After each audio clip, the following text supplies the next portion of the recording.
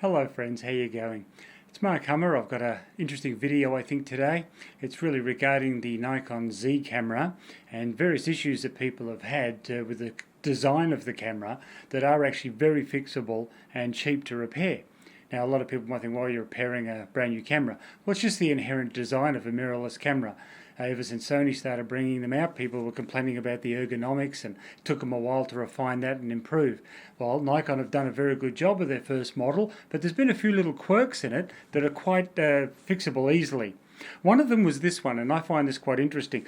Some people have complained that the grip is actually, not that it is not comfortable to hold, but just not deep enough. And because of what deep enough, you tend your little pinky finger tends to drop off the end there. And some people can find that a bit disconcerting. Now that's particularly so if you happen to be a big DSLR shooter, used to, like a D850 or a big chunky camera, and all of a sudden you've gone down to a smaller one, even though it's nice and light. The fact that your hand doesn't seem to quite fill the grip, as it were, might be a bit awkward. The other issue they've had too is that when you're putting your tripod mount on the camera, there's a very little clearance between the camera body and the lens. Now that's not an issue when you're using the Nikon original S lenses. Obviously they're designed for the camera and there's plenty of clearance and no problem. But they also give you the option of using the old G glass. And to use your old G style lenses, for example, the old F mount ones, you need an adapter. You need this FTZ adapter. And the FTZ adapter works terrific, and you will take nice photos with it and video as well. So it's a good functional arrangement. The difficulty is this. Let me just show you. So you've got your mount all ready to go with your S lens, and you've decided, well, I wouldn't mind using the FTZ adapter. And so you go to put it on, and you go, you can sort of mount it almost. You can't click it around because it's hitting the mount. Now, you could fix that by taking the mount off, but that's a damn nuisance, isn't it? Who wants to have to do that every time? You've got to have special tools around with you, and there's a bit of extra fiddly jerkiness around. You don't want that. Well, it'd be nice if this thing would just go on. There is a solution to that. Please let me show you. If we remove this mount, tripod mount, it's not hard to do, but a little bit fiddly if you don't have the tools. We'll just put that down there for now. And we were to use this very interesting item here. Now I've got this little item from Meike, and it's a little like battery adapter, if you like, come extra grip. So it's giving you that extra inch or so on your fingers, so your little pinky's got something to rest on. And that's pretty much all it does.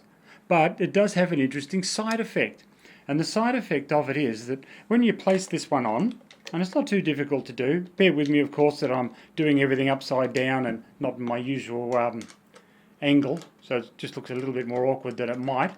But here we go, we just firmly put that in, don't have to crank it up too tight, and there you go, you've got an extra little grip for your pinky finger now. Now when you want to add on this adapter, it's not too hard, it's actually pretty simple. So we're going to put on our adapter, click, it goes on. You might think, well, haven't you still got that inherent problem? But you see what's happened now is you've extended the body down and your mounting hole is a little bit lower. So here, when you put on your little tripod mount, here we go, I'll get it there in a second. Sorry guys, I'm just trying to see all these holes. There we are. I don't have my glasses on, of course, so seeing the fine detail can be a little tricky for me. So I just position this in the true position that I would have it. Make sure it's all aligned and straight. There we go. And now it is on. You might think, well, okay, haven't you got the inherent same problem? But no, you don't. You notice a little gap in between? There's actually a space now because the grip has lowered down the body length. So now when I want to put this on and off, there is no issue. There's nothing hampering me or stopping me.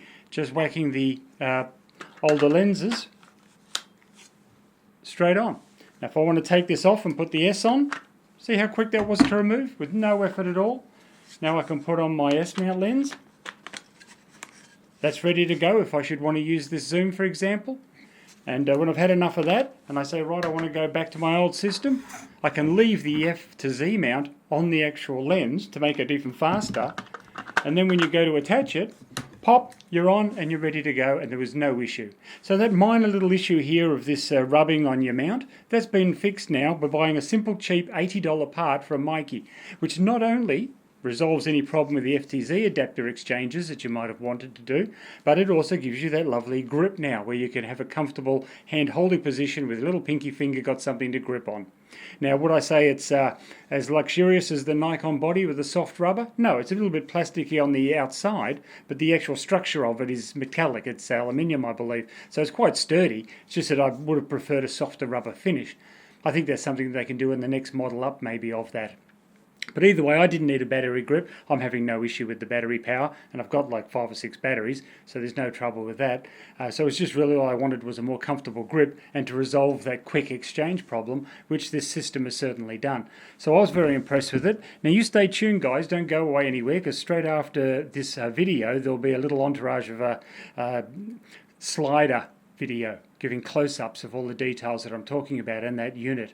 So you can see some super close-ups, and it's great vision, so please stick around for that. In fact, while I'm here, just as a summary, we're talking about this zoom lens for an example of exchanging lenses.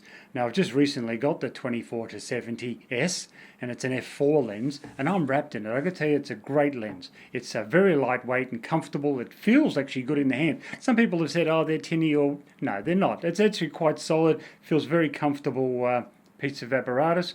I'm happy with the image quality, the focusing, everything is fantastic. The f4 factor is perfect for me because 90% of my video shooting is done at f4 to f5.6 anyway, because I don't want to lose my subject in and out of focus all the time.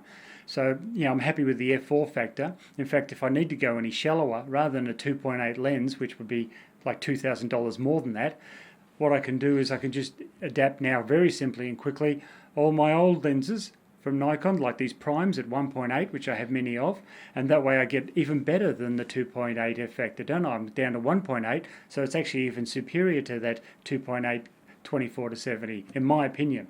So this system of having the variety of lenses and a quick exchange is better than just one lens to lock down to a 2.8 best aperture. And of course I'm not knocking that lens. I'm sure it's a beautiful lens and very sharp and high quality, but it just, to me, the extra money, I couldn't see the value of it. And this one here, like for example, I'll be using this on my Steadicam arrangement, and so the fact that it's quite lightweight and compact on that rig means that it's a much more comfortable rig to maneuver around. So for me, being able to use it on either a gimbal and or a Steadicam unit, and it's quite lightweight and versatile, is perfect for my needs. So for me, it's a great lens and I'm very happy with it. So I just wanted to give you an assessment of it. Simply put, it's nice.